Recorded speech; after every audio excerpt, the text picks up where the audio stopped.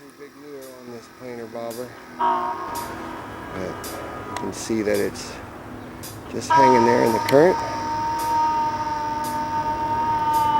Got about a 8 to 10 foot leader on there. Just go down about 8 feet. We're in river current and way up here on the bank. But there's no rocks. I can easily walk the shoreline. Oh, and I got a fish. Fish on. Fish on. Oh, fish on.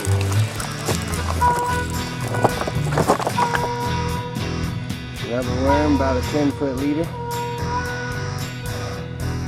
Gotta pull it aggressively and then just let it go to the bottom. Walk the shore. And that's about a 3.5 pound bass. Take a little closer look at him.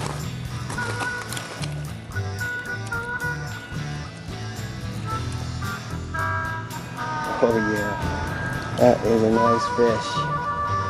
Planer bobber. What a nice fish.